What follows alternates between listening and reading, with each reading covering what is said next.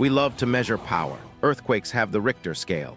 Hurricanes have the Saffir-Simpson. For tornadoes, we use the Enhanced Fujita or YEF scale to rate their fury based on the destruction they leave in their wake. But what happens when a storm is so violent, it almost goes beyond our ability to classify it? What happens when a tornado doesn't just destroy, but completely erases? This isn't just about wind speed. We're counting down the 5 strongest tornadoes of all time, ranked by the absolute mind-bending intensity of their damage. The storms that swept foundations clean and literally scoured the earth they touched. The premise: when we talk about the strongest tornadoes, the conversation usually turns to wind speed. Take the 1999 Bridge Creekmore tornado. It holds the record for the fastest wind speed ever measured on the planet, a staggering 301 miles per hour. There it is! Go, go, go, go! The chase is on. Give way to dirt. Maps provide few clues. Hang on, I'm figuring where you are. Yeah, is there a road there? Yeah. Actually, is there one further north? No. We gotta go back there. 2 miles. Clocked by a Doppler on wheels radar. But that number doesn't tell the whole story. Surveyors on the ground later said that while the destruction was immense, it was what they considered minimal F5 damage in some spots. Right above us! No, I'm videotaping. It's okay. Tornado, huge rotating wall cloud. This is a supercell.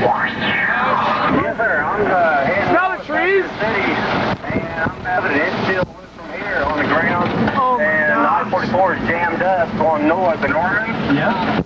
This list is different. We're looking at another kind of strength. A tornado's power to cause damage so complete, it redefines what we think wind can do. This is a ranking based on scouring the ground down to the dirt, ripping asphalt from roads, and leaving nothing but bare concrete slabs where entire neighborhoods once stood.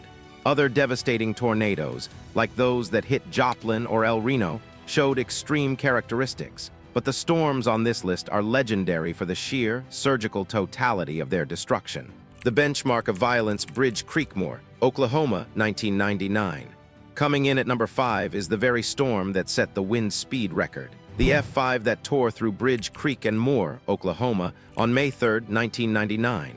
This monster was part of an incredible outbreak that produced over 70 tornadoes. For 85 minutes, it chewed across 38 miles, growing to a mile wide. This tornado makes our list not just for its record-breaking winds, but because it sets the standard for top-tier destruction. In the Bridge Creek area, the damage was shocking. Surveyors found areas where homes weren't just destroyed, but completely swept away, leaving only bare concrete slabs. Trees were entirely debarked, and debris was granulated into tiny, unrecognizable pieces.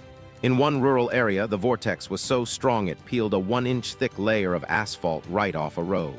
As the storm tracked into the suburbs of Oklahoma City and more, it became one of the most destructive urban tornadoes in history, destroying thousands of homes and causing over $1 billion in damage. The threat was so severe that the National Weather Service issued its first-ever tornado emergency, a message designed to signal a threat beyond a typical warning. It was a storm that showed the absolute worst-case scenario for a modern city, killing 36 people and injuring hundreds more. And yet, as incredible as the damage was, some meteorologists noted it was intermittent F5, suggesting that even more intense destruction was possible. The scouring vortex Heston and Gosel, Kansas, 1990. Our fourth entry takes us to the plains of Kansas on March 13, 1990, for a truly bizarre and terrifying event. A powerful supercell thunderstorm spawned a tornado that took aim at the town of Heston. It rapidly intensified to F5 strength, ripping through the western parts of the community and damaging or destroying over 200 homes.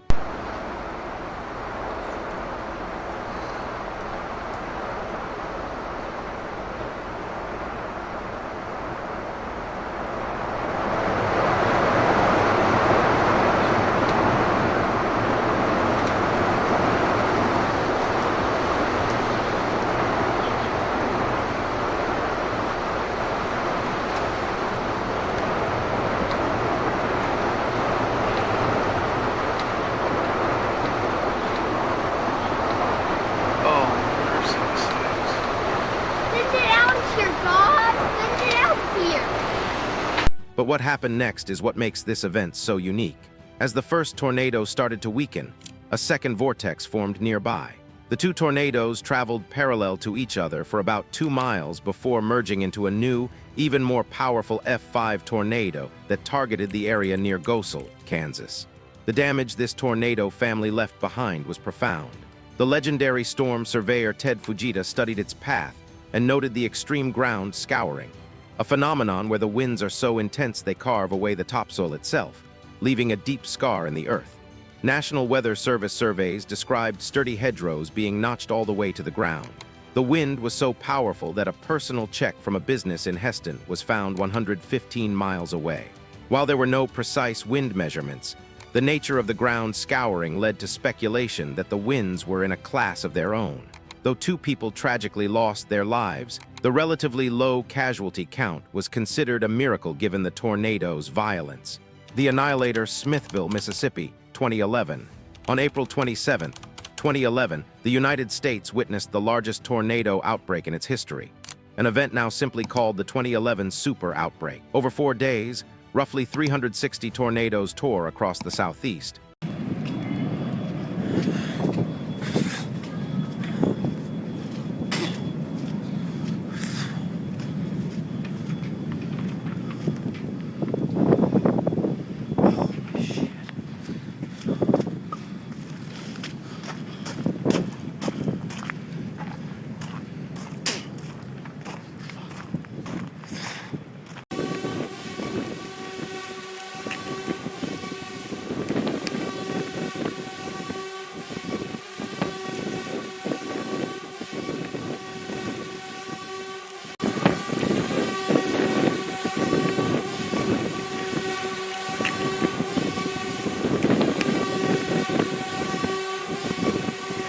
Causing more than 300 deaths and billions in damage. In the middle of all this chaos, a particularly vicious tornado touched down in Monroe County, Mississippi.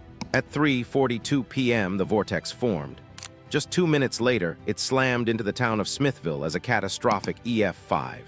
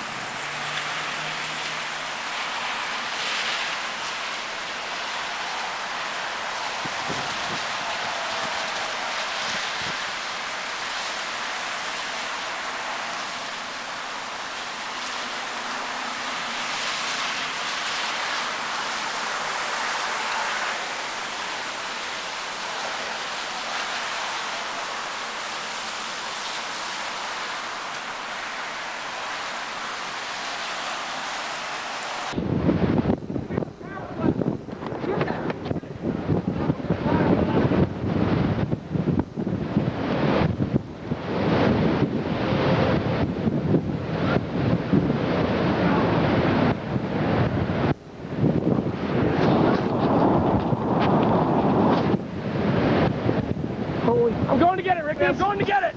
I'm going to get it. Look at this. We're going after it. Look at that.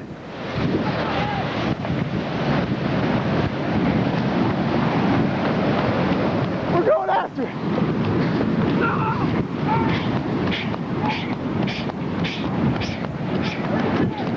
Tape it. Come on. I'm taping, dude. You hear that?